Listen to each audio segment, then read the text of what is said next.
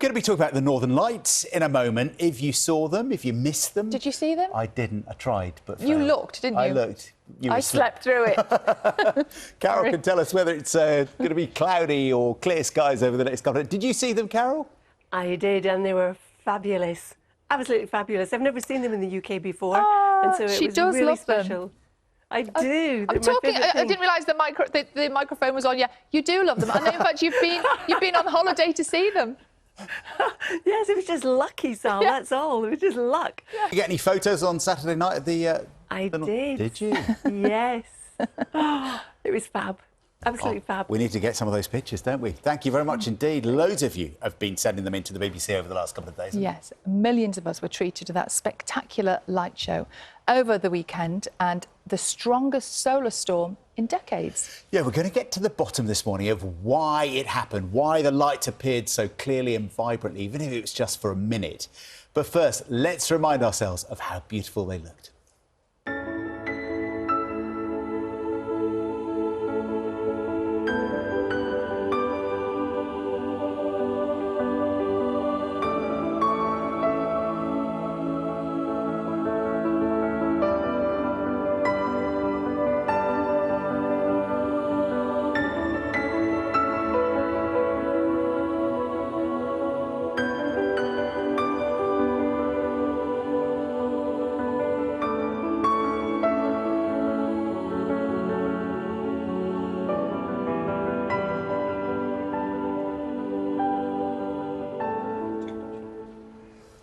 And the astrophysicist, Professor Tim O'Brien, joins us now. Well, I can see from all of the pictures we've been sent over the last couple of days, it was spectacular, but why particularly so at the moment? Because the sun's at a peak in its activity. So the sun has this sort of cycle of activity. Every 11 years it goes through this peak of, outbursts and flares and explosions and sunspots and so on. So we're just approaching the peak now.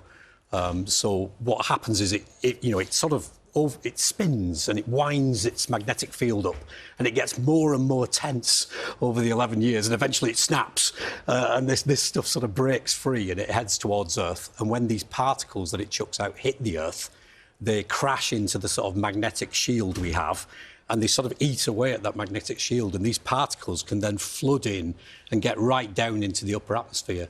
And when they hit the particles in the atmosphere, those particles glow. So the oxygen, the nitrogen in the atmosphere glow these beautiful colours. So it's a really incredible sight, awe-inspiring sight. And is it different gases create different colours? Exactly, yeah. So different gases create different colours at different altitudes. So you're looking at sometimes the greens are typically oxygen, the reds are typically nitrogen, but it actually depends on what altitude they are above you. So when you're looking up at these things, as I was on Friday night, you see these things going up in the sky and they're going hundreds of kilometres above your head.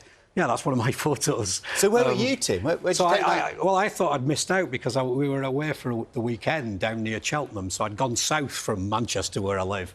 And I thought, because normally it's better towards the north. Yeah. And I knew it was likely to happen. I thought, I've missed out now. But no, it was absolutely amazing. Never seen anything like it. And we were all sitting outside watching this till the early hours. So a really beautiful sight. I mean, you can see these rays going up. They're like almost going up vertically above your head. So the green's at the lowest level and the reds are much higher, hundreds of kilometres up out into space, pretty much. So, yeah, beautiful, beautiful sight. Great pictures. I was just going to say, the photos are incredible. How do the photographs compare to actually seeing it in real life? So when in real life, if you first step out and look up, what you'd see is a sort of grey colour. So you'd see this greyness on the sky. What would draw your eye as being weird is when you see these rays, so these sharp-edged things, you think, well, it's not like light cloud, but as your eyes get used to the dark, the colours start to come through to the eye. So you could see the reds and greens. Cameras definitely pick it up more strongly. So if you're not sure, which I wasn't on the Friday night early on, I was taking pictures just with your camera phone. Cameras on phones are really good. Take a picture and look at it and you say, there's greens and reds in it. To the eye, it might be looking grey and you're thinking, it's coming. And then sure enough, about 11 p.m. or so, whack, it started coming in, really, really spectacular.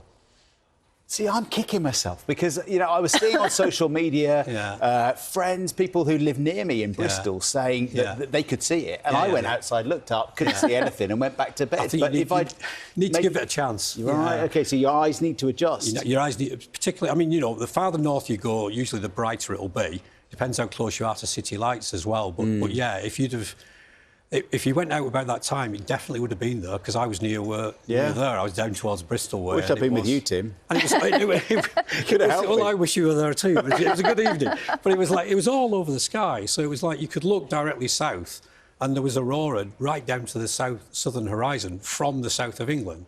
So it was right down in, you know, across the whole of Northern Europe. It was there were people in Cornwall seeing it and far over in the eastern England.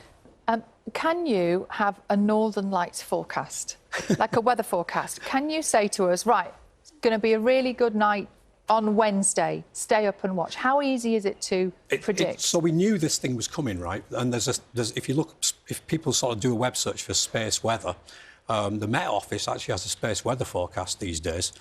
So you can get alerts. There's a lovely thing called Aurora Watch UK that Lancaster University do that gives you alerts in real time. But we know because these things are generated by outbursts from the sun, we know those things happen and then they typically take a few days to reach us. So we knew there'd been a whole bunch of these ejections from the sun earlier in the week and they were predicted to arrive on Friday night. So we were sort of ready and waiting. It doesn't guarantee it. This was the strongest one for 20 years. So it was a good one. And that's why we could see it from so far south. Normally, you have to go a bit farther north. I mean, people listening in Scotland will be saying, oh, we see these things. Yeah, exactly. You know, but for us poor English people in the south, then yeah, it was a remarkable experience. We might get to see it again because we're just coming up to the peak. So there'll undoubtedly be more of these ejections. So if you missed it, I mean... When? Well... We can't predict them, like I can't say it'll be next week, it'll be the week after, but they'll be coming and going now for months and months, for the next 6 months. So keep your eye on those forecasts. I'll get it next time. Tim, thank you very much indeed.